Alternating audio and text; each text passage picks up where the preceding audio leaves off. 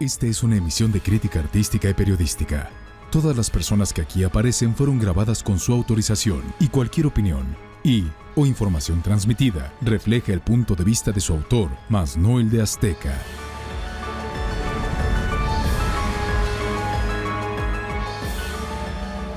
La historia detrás del mito presenta. Arranca el segundo tiempo. Pero de pronto... La afición los convirtió en ídolos del balompié. El futbolista pierde la dimensión, piensa que es intocable. Pero en un segundo, su vida cambió a causa de una tragedia. Ebrio, saca una pistola y la dispara. Varios jugadores mexicanos fueron inclusive asesinados. El único muerto fue Héctor Hernández. Y hay quien por imprudencia perdió su herramienta de trabajo más valiosa. Tratar de reconstruirle la pierna derecha después de sufrir fracturas expuestas en ambas extremidades inferiores. Pero la barra atravesó el auto, yo perdí mi pierna. Otros perdieron al ser más indefenso de su familia. Vi todo el accidente y traté de ayudar a mis amigos, de buscar a mi hijo. Y también hubo quien truncó la vida de personas inocentes. Se acabó toda la familia, ¿no? Papá, mamá y los hijos que iban en el coche fallecieron. Esta es la historia de un grupo de ídolos del balompié cuya exitosa vida deportiva quedó marcada por una jugada fatal del destino. Es la historia detrás del mito de tragedias del fútbol.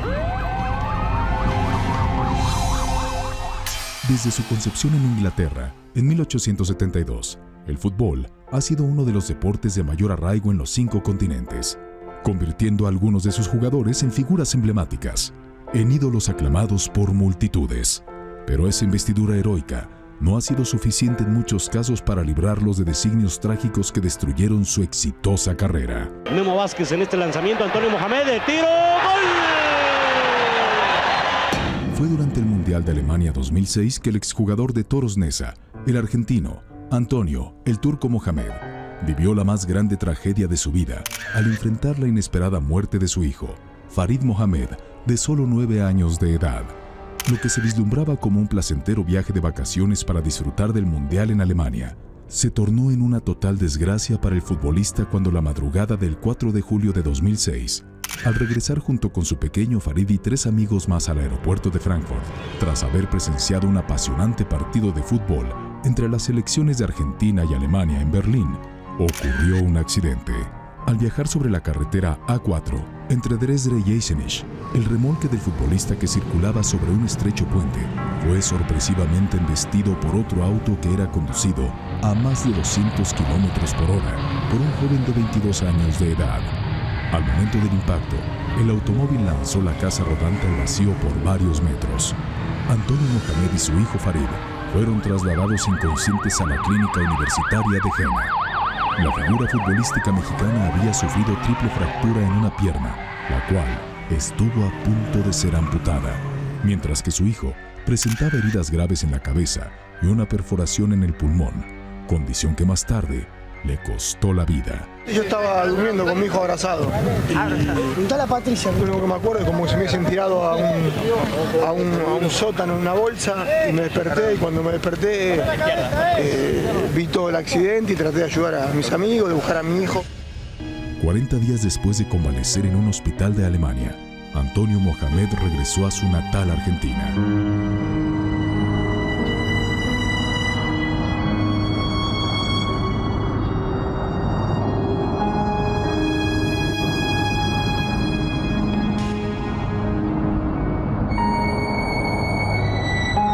En el fútbol, la muerte ha llegado cuando menos se le espera. Héctor Hernández García, el Chale, delantero de las Chivas del Guadalajara y seleccionado nacional, era una de las figuras más idolatradas del fútbol mexicano. Héctor Hernández ganó 6 títulos con el Guadalajara, el campeonísimo, y aparte formó como centro delantero titular de la selección mexicana, que fue al Mundial de Suecia en 58 y al de Chile en 62. Pero el 15 de junio de 1984, perdió la vida cuando el camión en el que viajaba rumbo a Pachuca, junto con los Loros de Colima, equipo que dirigía, sufrió una aparatosa volcadura sobre la carretera. El único muerto fue Héctor Hernández. todos los demás lesionados y todo. Y ahí se acabó una de las grandes glorias del fútbol mexicano. En 1981, José Martínez González, Pepe Martínez, del Club Guadalajara, pereció cuando un tráiler a exceso de velocidad embistió al camión que transportaba al equipo Puebla. Iba en el autobús del equipo a jugar contra el Puebla y el autobús sufrió un accidente y él perdió la vida. Tras el fallecimiento del mediocampista, los aficionados tapatíos se reunieron afuera de la funeraria, donde velaron sus restos y se suprimió el número 22 que Pepe Martínez llevaba en el uniforme del Guadalajara, utilizándose desde entonces solo en eventos como la Copa Libertadores. Son el infortunio, ¿no? Pepe Martínez murió en un accidente automovilístico cuando era en plena gloria. El 23 de julio de 2007, el jugador de los Tecos de la Universidad Autónoma de Guadalajara, Mircea Serrano, falleció en pleno ascenso de su carrera. Lo de Mircea Serrano pasa amaneciendo, o sea, antes de que amanezca y el muchacho ya venía de manejar después de una hora. Entonces, el futbolista pierde la dimensión, piensa que es intocable. Un muchacho, la verdad, muy tranquilo, muy sencillo, muy humilde, una excelente persona y un jugador importante para el equipo de Tecos en ese momento, en la media cancha. El accidente ocurrió mientras el futbolista de 28 años se dirigía de la ciudad de Lázaro Cárdenas, Michoacán, a Guadalajara, Jalisco, después de una visita relámpago a sus padres. La camioneta con placas del estado de Jalisco, JFM 7060, volcó en la autopista, propiciando su deceso. Y hay varias hipótesis. Rogelio Serrano, padre del jugador, creía que había sido un atentado contra su hijo, hecho que nunca se comprobó. No ha pasado absolutamente nada, ni estoy enterado que se haya dado en un caso de violencia o de agresiones, ni nada. Entre la lluvia y la velocidad, perdió el control de su camioneta, cayó a un barranco y que no en el momento falleció, sino que quedó fuertemente golpeado, incluso que trató de pedir auxilio y que al paso de las horas, como nadie se dio cuenta, ahí perdió la vida lamentablemente. Fatales accidentes aéreos han marcado las vidas de reconocidas figuras del balompié mundial. Una de ellas, la vivida por Bobby Charlton, futbolista inglés retirado y sobreviviente del desastre aéreo de Múnich en 1958. Aquel avionazo del Manchester City o del Manchester United, en donde el único que se salva es Bobby Charlton, ¿no? Entonces pues un poco alarmante.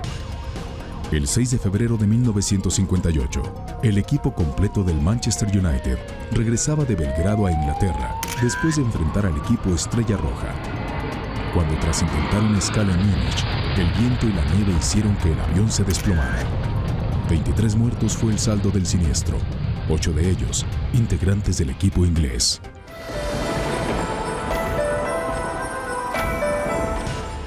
El sorpresivo deceso del delantero mexicano Antonio de Nigris en noviembre de 2009 en Grecia generó un gran impacto, pues siendo un atleta consagrado, no pudo resistir el infarto fulminante que marcó el silbatazo final de su vida.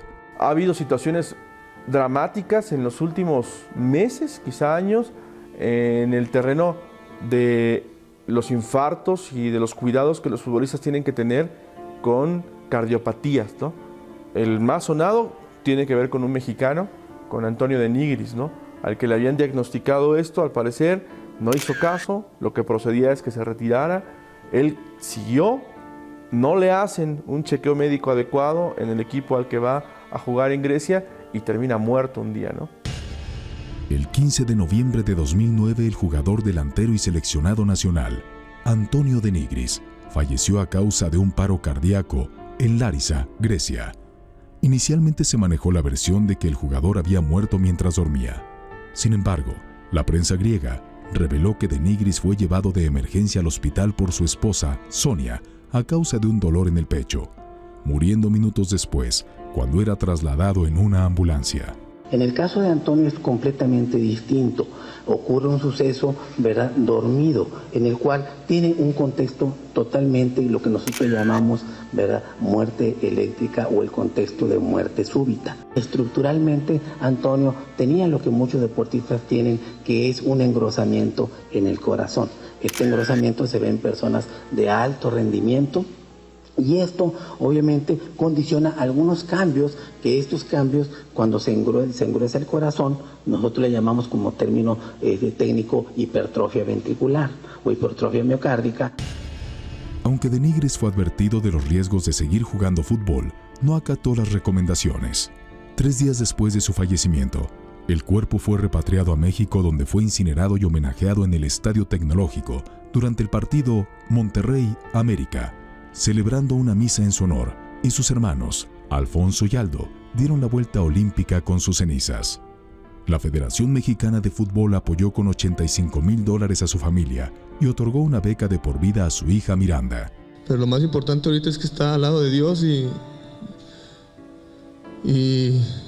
yo estoy sintiendo toda la fuerza que Él me está mandando para superar este golpe que es fuertísimo, pero que sé que lo vamos a superar toda nuestra familia, porque siempre hemos estado con Dios y Él también así era, ¿no? En los últimos años, las muertes por afecciones cardíacas o muertes súbitas se han evidenciado en atletas de alto rendimiento, sin que hasta el momento se sepa la causa que las produce. Sucedió también con un jugador español hace poco, jugador del Español de Barcelona. Ha sucedido con jugadores africanos. El 25 de agosto de 2007, mientras se enfrentaban el equipo Sevilla y el Getafe, el defensa español, Antonio Puerta, sufrió un desmayo a consecuencia de un paro cardiorrespiratorio en el minuto 28 del partido. Uno de sus compañeros intentó sacar su lengua para evitar la asfixia. Minutos después, el jugador salió por su propio pie de la cancha, pero en los vestidores sufrió 5 ataques cardíacos que provocaron fuera trasladado inconsciente a la unidad de cuidados intensivos del Hospital Universitario Virgen del Rocío en Sevilla. 3 días después y tras presentar lesión cerebral, el futbolista sevillano falleció dejando a su novia, Mar Roldán, con 8 meses de embarazo. Sus padres, Antonio Puerta y Dolores Pérez, responsabilizaron a José María del Nido, presidente del equipo, y al Club Sevilla por no haber evitado la muerte de su hijo, demandando una indemnización de 240,000 euros. Pero otra muerte súbita fue la del brasileño Paulo Sergio Oliveira Silva, Serginho, ocurrida el 27 de octubre de 2004 durante el partido entre su equipo, el Sao Caetano, contra el Sao Paulo. Paulo Sergio Oliveira murió en un hospital cercano al Estadio Morumbi, poco después de sufrir un ataque cardíaco, y aunque los directores del Sao Caetano aseguraron que sus jugadores eran sometidos a constantes exámenes médicos para conocer su condición física, el parte médico indicó que Serginho presentaba miocardiopatía hipertrófica asimétrica, padecimiento que le impedía jugar fútbol. Ante el diagnóstico, la Policía Civil de Sao Paulo comenzó una investigación, y aunque Nairo Ferreira de Souza, presidente del club Sao Caetano, admitió tener conocimiento del problema, el deceso del famoso jugador quedó impune.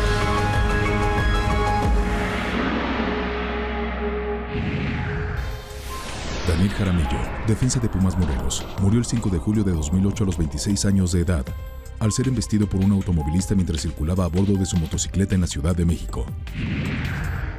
Inusitado éxito, dinero a manos llenas, una creciente popularidad y la incapacidad para asimilar su condición de figuras públicas ha sido muchas veces la mezcla fatal que ha llevado a muchos futbolistas a caer en el desenfreno. En la mayoría de los casos, como lo comentas, pues provienen realmente de familias humildes, y cuando empiezan a ganar mucho dinero, empiezan a tener mucha fama, si no están bien preparados psicológicamente, pues entonces sí hay problemas. César Andrade Hernández, mediocampista del equipo Atlas, estaba en la cumbre de su carrera deportiva cuando fue víctima de un grave accidente automovilístico. Soy de Guanajuato, soy de un pueblito de San José Iturbide, y para mí desde niño ver las personas, un partido de fútbol en la tele me parecía algo extraordinario. Y me lo propuse y dije, algún día me gustaría estar ahí. Pues nunca pensé que fuera a estar en primera división. El rápido e inesperado ascenso a la fama permite a los futbolistas generar ganancias extraordinarias que les facilitan la entrada a un mundo hasta entonces desconocido. Pero la pérdida del piso no tarda en llegar en muchos casos. Porque el futbolista hay un momento en que se siente intocable, increíble. Cuando empieza a ganar mucho dinero, cuando le empiezan a pedir autógrafos, cuando las artistas, modelos o edecanes se acercan a ellos para pedirles el teléfono. O sea, el futbolista en ese momento pierde el piso. Cuando te va bien, pues te sientes bien y te sientes a gusto y quieres disfrutarlo. En 1999, César Andrade se integró a la selección mexicana sub-23 de fútbol, ganando la medalla de oro en los Juegos Panamericanos, uno de los reconocimientos que ese año obtuvo como futbolista. Lo acabamos de nombrar novato del año. Un muchacho con muchas condiciones, un zurdo con una pierna espectacular y que estaba en el ojo de varios equipos. Empezó a llegar dinero, el coche, todo este tipo de cuestiones. En ese momento estaba muy de moda que la gente de Atlas, todos los chavitos, iban a un lugar de Avenida Mariano Otero, que tenía mesitas de billar, que tenían la botanita, donde tomaban la copita. Pero la madrugada del 10 de noviembre de 1999, tras una noche de fiesta, César Andrade fue al encuentro de un irónico y doloroso destino. Todos los fines de semana, los miércoles tú ves diario, pues hay fiesta. Luego de salir de un antro en estado inconveniente, César Andrade, quien era acompañado por el también futbolista Javier Amador, tomó su automóvil y se enfiló a gran velocidad por el periférico de Guadalajara, Jalisco. Los siguió una patrulla, se quisieron escapar de ellos. Y bien, al llegar a la avenida Vallarta, dicen que la duda, o le damos derecho o le damos a izquierda y ¡fum! Contra el muro. El auto de César Andrade golpeó la valla metálica de protección de la vía rápida, provocando que ésta se incrustara en la portezuela de su vehículo, convirtiéndose en una filosa navaja. Entró a la barra, atravesó el auto y pues fue en las piernas, no el golpe. César Andrade y Javier Amador estuvieron a punto de perder la vida. Sin embargo, mientras que Amador presentó solo fracturas en una pierna, a Andrade le fue amputada la pierna derecha. El fin de su carrera futbolística fue inevitable. Fue una decisión muy difícil, dolorosa y valiente para la familia y para los médicos. Desgraciadamente era la vida o la pierna. Andrade permaneció 15 días en estado de coma. Luego se enfrentó a la realidad. César quedó muy afectado psicológicamente. Un momento en el que se mezclaron muchos sentimientos, ¿no? De tristeza, de dolor, de culpa, de rencor. Para mí el fútbol pues, era mi vida, ¿no? Era algo muy importante. Se terminó y creí que con ello se había acabado gran parte de mí. Y me dolió en el alma, no en la cuestión física, me dolió en el alma lo que sucedió porque fue tanto trabajo para conseguir eso, que cómo era posible que en una noche, y pues cómo era posible eso, ¿no? Desde el momento del accidente, César Andrade y Javier Amador recibieron apoyo del Atlas y la solidaridad de la familia futbolera. Sin embargo, Andrade decidió alejarse de todo lo que lo relacionara con el fútbol, cayendo en fuertes depresiones y adicciones. Decidí, y fue una decisión que tal vez ni lo pensé mucho, pero decidí alejarme un poco de ese rollo, ¿no? Porque pues me dolía, era doloroso estar ahí. Me ofrecieron estar dentro del club trabajando, yo no quise. El asunto el que estaba viviendo era más fácil llevarlo ebrio que sobrio. Creí que, bueno, tontamente, que con tomar se iba a solucionar mi problema. No fue la solución. Viene una frustración muy grande porque siguen buscando la manera de recuperar esa fama y en muchas ocasiones pues ya no lo logran. Meses después, cuando César Andrade decidió dejar las adicciones y se propuso reiniciar su vida, fue invitado a compartir públicamente su trágica experiencia. Entré a estudiar ingeniería, también empecé a jugar con el equipo, pues me iba re bien, el fútbol siempre me abrió puertas, siempre fue algo genial, ser bueno en algo es bien importante en esta vida. Estas pláticas motivacionales le han abierto las puertas a otra faceta que indirectamente tienen que ver con su gran pasión, el fútbol. No era algo para lo que yo me preparé, ni mucho menos ni oratoria, ni nada por el estilo. Un amigo me invitó después de que sufrió el percance me dijo que si había modo que yo fuera a motivar a los niños, y pues obviamente me pareció algo irónico, que no fue fácil, pero Bueno, cuando agarré el micrófono todavía fue más difícil. Pues lloré porque pues, enfrentar eso no fue simple, no fue sencillo. Entiendo que fue la mejor manera de aceptar la realidad. El poder platicar su caso dentro de las clínicas que imparte y platicar lo que a él le sucedió, me parece que le ha ayudado mucho a poder superarlo, ¿no? Ese dolor se convirtió en una gran fuerza. El fútbol ya no está conmigo, pero hay otras cosas en la vida. Yo me equivoqué, cometí el error. Me tocó en su momento también pagar el precio.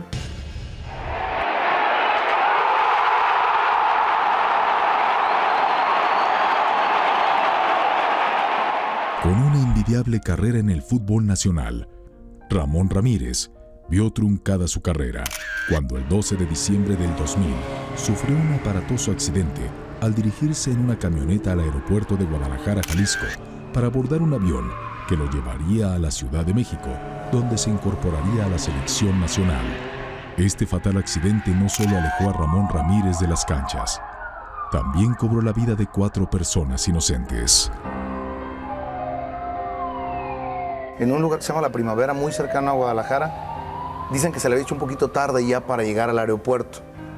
Incluso se dijo que el que iba manejando era su chofer. Que venía a una velocidad importante, hablan de 110, 120, y se da el impacto fatal, ¿no?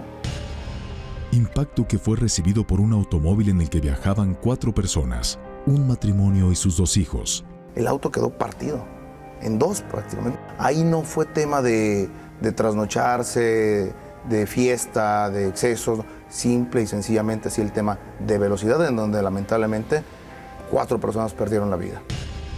El futbolista fue acusado de homicidio culposo, ingresó al penal de Puente Grande y enfrentó un proceso legal que afectó su carrera y su estado anímico. Que prácticamente se acabó toda la familia, ¿no? Papá, mamá y los hijos que iban en el coche fallecieron. Lo traumatizante del caso es que mató.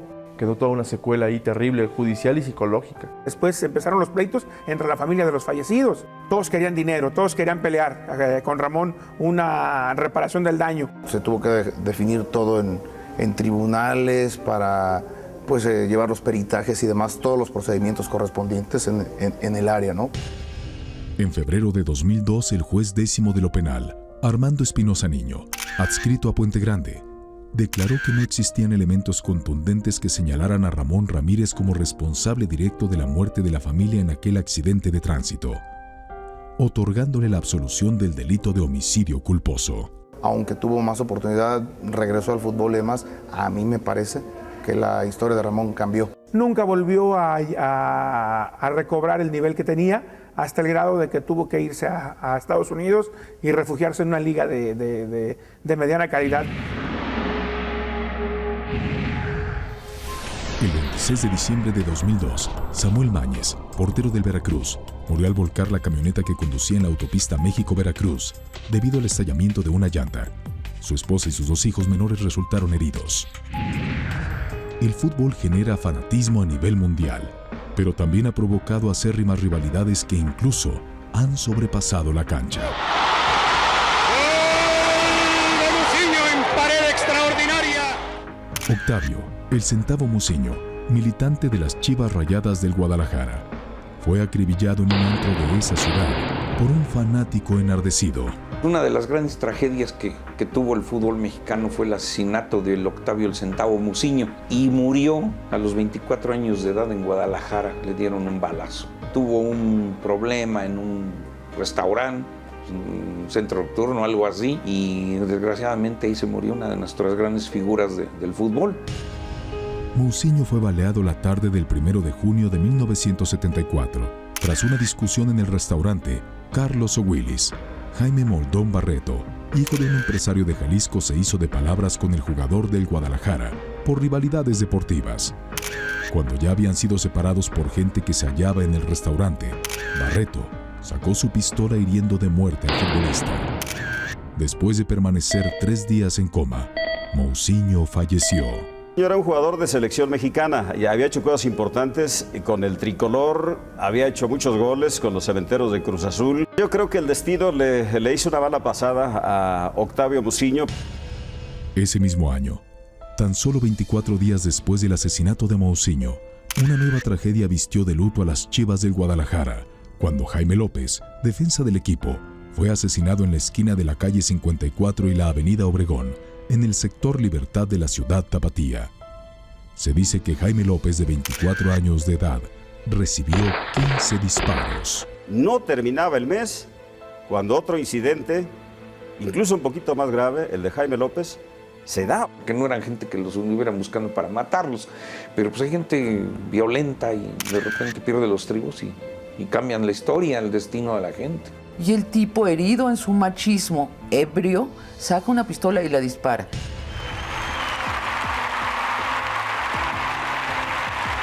Durante el Mundial de Estados Unidos 1994, el jugador colombiano Andrés Escobar anotó un autogol, favoreciendo al anfitrión y perdiendo 2 goles contra 1, hecho que le costó la vida al volver a su país. A las afueras de una discoteca de Medellín, Andrés Escobar fue interceptado por un sujeto de nombre Humberto Muñoz Castro, quien portaba un arma de fuego y le disparó 12 veces. El futbolista murió en el traslado al hospital. Las investigaciones apuntaron a que el crimen se debía a un ajuste de cuentas, pero esto nunca pudo comprobarse. Él metió un autogol en un campeonato del mundo contra su puerta, jugando para Colombia, y después la mafia, que apostó dinero en favor de Colombia en ese partido, pues por eso perdieron, lo mandó matar. Regresando a Colombia, a los pocos días lo asesinaron a balazos. El 6 de julio de 2002, el árbitro Edgar Ulises Rangel murió al derrapar su vehículo en la carretera México-Acapulco. Viajaba a la Convención Nacional para Árbitros Profesionales. Uno de los momentos más trágicos en la historia del fútbol mexicano ha sido el secuestro de Rubén Omar Romano, ocurrido el 19 de julio del año 2005.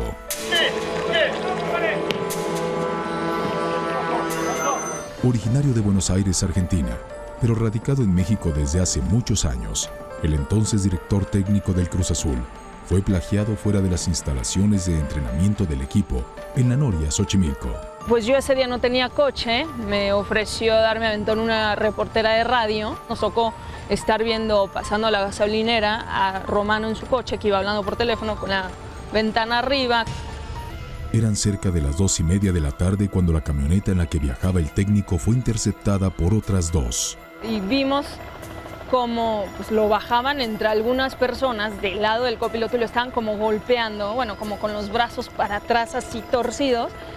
Y entonces yo y esta niña decíamos, pues es a Romano, lo están asaltando, ¿no? Es lo primero que tienen en la mente, es lo están asaltando. La decisión de mantener discreción llegó directamente desde un llamado con la familia de Rubén. El papá de Rubén Omar Romano pide que tratemos de no involucrarnos en el asunto lo menos posible y que esperemos noticias, porque ello podría entorpecer las negociaciones para, en este caso, liberar a su hijo. Y nosotros lo entendimos perfectamente bien. Creo que más allá de la labor periodística que exige y que demos verdad y que demos información a la gente, existe también en un país como el nuestro, repito, con tantos problemas y sobre todo con un problema muy grave que es el secuestro. El plagio duró hasta el 21 de septiembre, día en que un fuerte operativo comandado por la entonces Agencia Federal de Investigación, AFI, logró ubicar la casa de seguridad donde se encontraba Rubén Omar Romano para llevar a cabo su rescate. Rubén, ¿cómo te sientes? Muy bien, gracias, muchas gracias por todo. Pido gracias. ¿Cómo te sientes? Gracias a la AFI porque me rescató, gracias a toda la prensa, a los amigos. Estoy con ganas de ver a mi familia en estos momentos. Ya hablaremos en su oportunidad. Gracias. ¿Ya hablaste con tu familia? Ya pude hablar y me están esperando. Muchas gracias por todo. ¿Cómo te trataron? Me trataron bien, más allá de que me hayan quitado la libertad. El trato fue bueno, no tengo ninguna queja en ese sentido. Pero gracias a AFI que me rescató y que puedo estar nuevamente con mi familia y con todos. ¿En cuántas ocasiones pudiste estar en contacto con tu familia? Pocas veces. En la casa de seguridad ubicada en la segunda cerrada de López Portillo, Manzana 54, lote 2, en la colonia Consejo Agrarista, en Iztapalapa, se logró la captura de José Luis Canchola Sánchez, Omar Sandoval Orihuela, el Chino, Miguel Ángel Cruz Mercado, el Mike, Adolfo Cuauhtémoc Reyes Inostroza, Omar Reyes Inostroza, el Tierno, y María Alicia Inostroza, Jolalpa, quienes fueron recluidos en el penal de máxima seguridad de La Palma, en el Estado de México, acusados de secuestro. Bueno, lo único que puedo decir es que, más allá de que los 60 y pico de días ya había perdido la cuenta, el trato que he recibido de la gente que me tuvo, no puedo decir que fue mala, al contrario, creo que me trataron muy bien, no puedo negar, nunca me faltó, siempre estuvieron atentos a que comiera, que estuviera bien, a mis cigarrillos, estaban muy enterados de los cigarrillos. No estuve en la oscuridad total durante los 60 y pico de días con los ojos tapados, solamente me cambiaban la venda un ratito, pero nunca pude abrir los ojos. Y escuchaba, sí estaba atento a la noticia, porque bueno, ellos tenían una televisión y ahí escuchaba yo las noticias, de repente una radio me dieron, pero nunca tuve maltrato. La única amenaza fuerte fueron los últimos días, donde sí me amenazaron algunas cosas fuertes a mi familia y era la preocupación mayor. Yo, dentro de todo, lo mal que uno puede estar, estaba relativamente bien en cuanto a aspecto físico, en cuanto al maltrato, pero el aspecto mental, por supuesto que pesaba mucho pensando en su familia. Él decidió volver rápido y creo que fue una buena medida. Mucha gente decía no, que tenía que liberarse y buscar un poco de tiempo en otro lugar, apartado de esto, pero yo creo que volver rápido le ayudó a Rubén a también tratar de recuperar en lo posible la normalidad de su vida, ¿no? Y él lo sabía así, lo hizo así, y bueno, muy respetable su decisión, volvió y volvió para estar en la cancha, que es donde nosotros queríamos verlo, y me imagino que volvió a los brazos de su familia, que es donde sus seres queridos también querían verlo. Yo creo que fue una buena decisión de él volver rápido, porque volvió a la normalidad de pronto. Pero Rubén Omar Romano no ha sido el único argentino que ha vivido de cerca la tragedia. Su compatriota, Diego Armando Maradona, se vio envuelto en fatídicos escándalos cuando se declaró adicto a las drogas, situación que puso en riesgo su posición como ídolo del fútbol en Argentina y el resto del mundo. Me hubiese encantado poder disfrutar a Dalma, que me venga a despertar y no tenerle miedo. A mí Dalma venía a despertar, papá. ¿Por qué? Porque yo dormía drogado. Y que Janina me pegue una patada en la cara y yo no sienta nada. Si estaba drogado. Eso me hubiese encantado. Ver el crecimiento de mis hijas. Tras haber pisado fondo, Diego Armando Maradona se recluyó en diversas clínicas de rehabilitación, resurgiendo de nueva cuenta al ámbito futbolero.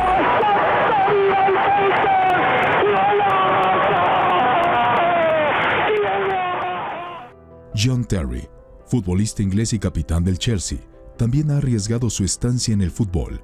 El 12 de septiembre de 2001, un día después de los atentados de las Torres Gemelas de Nueva York, el jugador se involucró en una riña con turistas estadounidenses a quienes habían molestado. Ese mismo año, Terry fue acusado de asaltar un bar en Londres, hecho que provocó su salida de la selección inglesa. Pero la mala fama se extiende a su familia. Su madre ha sido detenida en múltiples ocasiones por robar ropa, mientras que su padre fue acusado de vender cocaína. Lo último que hemos venido hablando es del capitán de la selección inglesa y del Chelsea, John Terry, ¿no?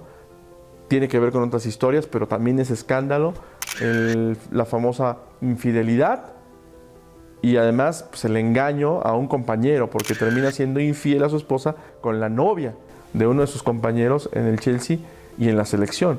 Terrible escándalo, ¿no? En Inglaterra, ¿no?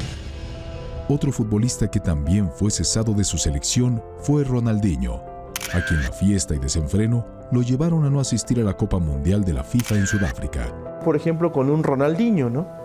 Que se la pasa 3 días de fiesta antes de un partido, que se ha alocado, ¿no? También un jugador actual, ¿no? Y es que según estadísticas y opiniones de expertos, los excesos de los futbolistas se originan casi siempre debido a la ausencia de preparación académica y la incapacidad para procesar su repentina fama. Muchas veces es gente que viene de una situación económica baja con pocos recursos, muchas veces con poca preparación, no todos, pero muchos con poca preparación, que llegan a buscar un sueño. Con poca información para manejar, de pronto, este dinero que te llega en grandes cantidades, ¿no? Estas dosis de fama, este reconocimiento, este elogio, todo el mundo te ve guapo, ¿no? Todo el mundo quiere ser tu amigo, todo el mundo se ve influenciado por ti y se genera un poder en esas personas, ¿no? La película Rudo y Cursi, de Carlos Cuarón, cuyo guión escribió la periodista Sabina Berman, logró una fiel instantánea de ese mundo. Hey, dile que si está en la banca porque me tiene miedo. Como lo retrata la película, puede ser muy efímera. Allí es la responsabilidad de los managers. Y desgraciadamente, como muestra Rudo y Cursi, parece ser que muchos managers realmente comercian con los jugadores, los venden al mejor postor y se desentienden de su valor a largo plazo. Y bueno, la fama truena a cualquiera cuando llega muy rápido. En México son pocos los directivos de equipos de fútbol que, preocupados por la salud física y mental de sus jugadores, han creado un cuerpo técnico que monitorea el avance deportivo de sus integrantes. Pero el aspecto psicológico se ha vuelto primordial para prevenir que la popularidad y la fama se vuelvan contraproducentes. El cuadro del Pachuca, con esta escuela de fútbol que llegaron que acaban de construir, en donde se maneja mucho la cuestión de la psicología. Parece ser que ellos sí tienen algún tipo de servicio psicológico, terapéutico para los jugadores, para precisamente evitar esa situación. Pero es gracias a la fama que algunos futbolistas encausan su carrera a otras áreas como el modelaje. Caso ejemplar es el de David Beckham, quien ha sabido capitalizar su imagen y hoy es emblema de diversas marcas a nivel internacional. Aunque su patrocinio estuvo en riesgo cuando un accidente en la cancha de juego llevó al hospital al centrocampista inglés, mientras transcurría el partido contra el Chievo Verona. Beckham se rompió el tendón de Aquiles y permaneció en reposo 3 meses, impidiéndole jugar en el Mundial de Sudáfrica con la selección inglesa. Las noticias desde ayer eran malas para el exjugador del Madrid y Manchester United. Hoy se confirmó lo peor. El cirujano Zakari Oraba, maestro en la recomposición de tendones, confirmó la ruptura total del tendón de Aquiles de la pierna izquierda. Fueron los compromisos adquiridos con anterioridad con importantes firmas los que lo orillaron a asistir a la contienda deportiva.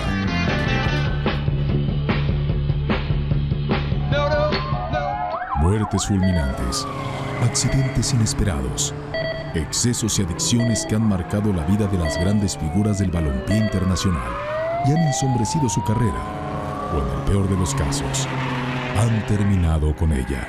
Pierden todos. En primer lugar, el jugador mismo, ¿no? Porque pone en riesgo su vida, porque si no termina muerto, termina pues aislado de su deporte de por vida o durante muchos meses, que lo alejan de lo que representa para ellos una inversión muy redituable, ¿no? Ser un futbolista reconocido en México es un gran negocio.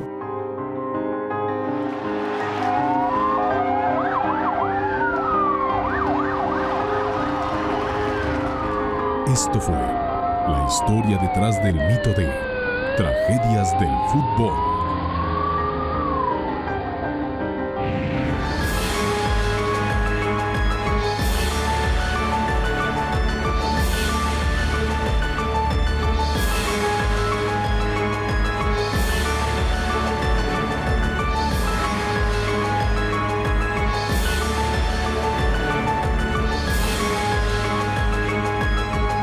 De las actrices más entrañables de las telenovelas mexicanas. Todavía hasta la fecha hay muchos profesionales que me saludan. Yo la veía en Mundo de Juguete. Cuando uno genera amor, eso es lo que se lleva. Pero en la intimidad vivió historias de infidelidad y desamor. Con esa